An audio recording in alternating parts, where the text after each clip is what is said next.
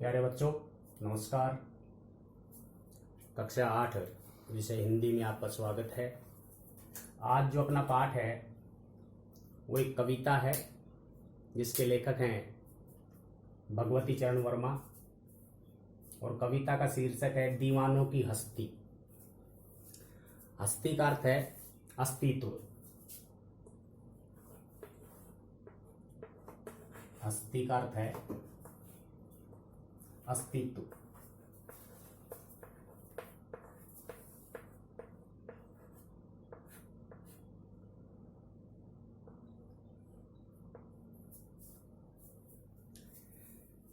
कविता में बताया गया है कि हम दीवानों की क्या हस्ती है, आज यहाँ कल वहां चले, मस्ती का आलम साथ चला, हम धूल उड़ाते जहां चले। आलम, आलम का अर्थ है माहौल या दुनिया। माहौल या दुनिया।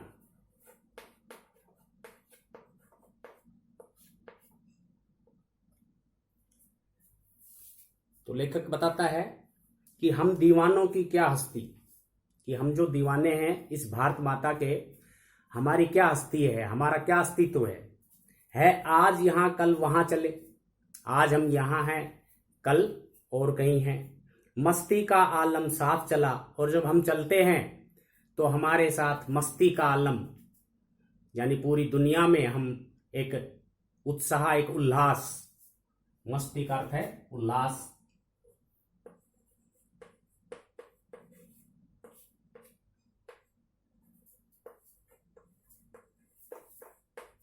कि हम पूरी दुनिया को प्रसन्न करते हैं, उल्लासित करते हैं। हम धूल उड़ाते जहां चले, और जहां भी हम जाते हैं वहां धूल उड़ जाती है, अर्थात हम दल बल के साथ इस भारत माता की सेवा करने के लिए जाते हैं।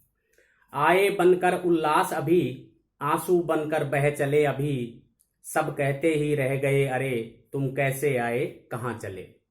और जब हम आए हैं तो उल्लास बन करके आए हैं, एक उत्साह, एक जोश के साथ आए हैं।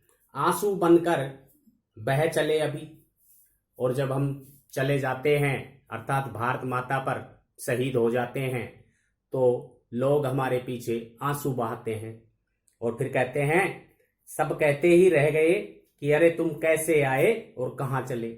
और फिर यही कहते हैं कि तुम कैसे तो आए थे और इस भारत माता पर कुर्बान होकर के तुम कहां चले गए। किस ओर चले यह मत पूछो, चलना है बस इसलिए चले, जग से उसका कुछ लिए चले, जग को कुछ अपना दिए चले। किस ओर चले यह मत पूछो, कि हम किस ओर जाते हैं, अर्थात हमारी कोई दिशा सूचक नहीं है। जहां भी हम जाते हैं स्वतंत्र निश्चंद होकर के जाते हैं। चलना है बस इसलिए, और हम चलना है अर्थात भारत माता की सेवा करते रहते हैं दिन रात। कैसा भी मौसम हो, कैसा भी समय हो, बस हमारा मकसद होता है कि हम भारत माता की सेवा करते रहें। जग से उसका कुछ लिए चले, जग को अपना कुछ दिए चले। जग का अर्थ है संसार। जग का अर्थ है संसार, कि संसार में हम कुछ अपना योगदान देकर के जाते हैं, और इस संसार से हम लोगों की दुआएं लेकर के जाते हैं।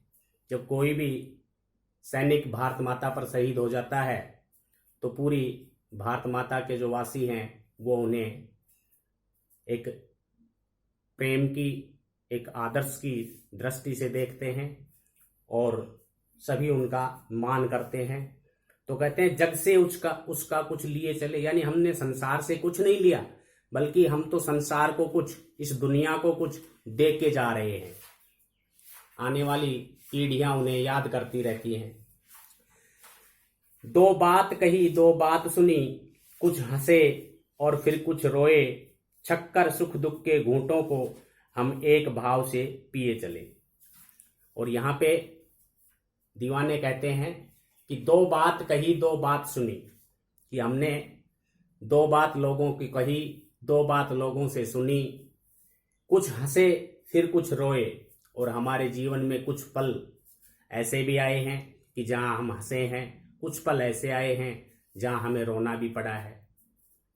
छक्कर सुख दुख के घूंटों को, और अंततः हमने सुख और दुख की जो घड़ी आई है उसको हंस करके झेला है।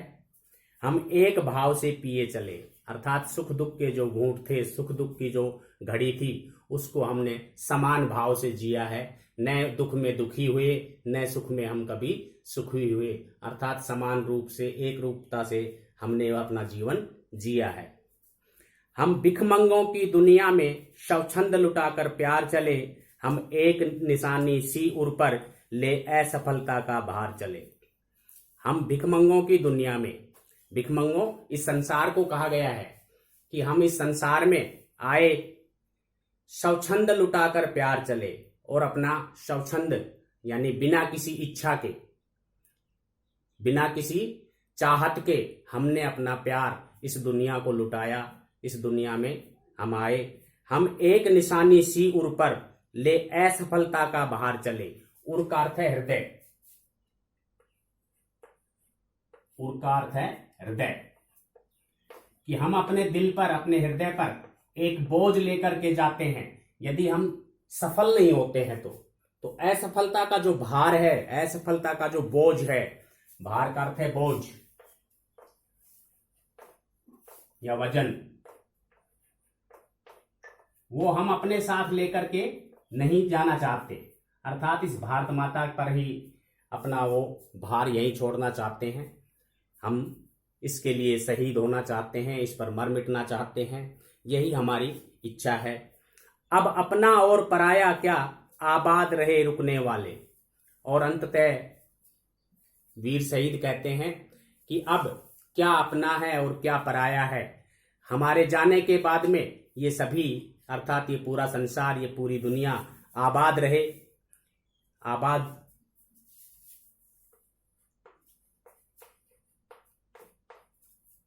आबाद का अर्थ है फले फूले।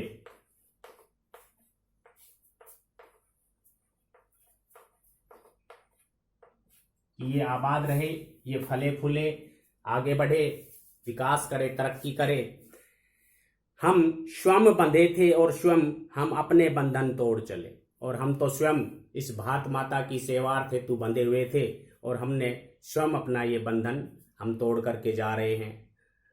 आखिर दीवानों की हस्ती जो कविता है, इसके माध्यम से लेखक यही कहना चाहता है कि इस भारत भूमि पर मरने वाले जो वीर शहीद हैं, उन्होंने अपनी अंतरात्मा की भावना जो है वो इस कविता के माध्यम से यहाँ पर प्रदर्शित की है। और बच्चों, ये कविता आपको पसंद आई होगी, और इसका होमवर्क है वो हम आपको अगले वीडियो में बताएंगे। जो इसमें कठिन शब्दार्थ आए थे, मैंने वो आपको यहाँ पर नोट करवा दिए हैं। धन्यवाद।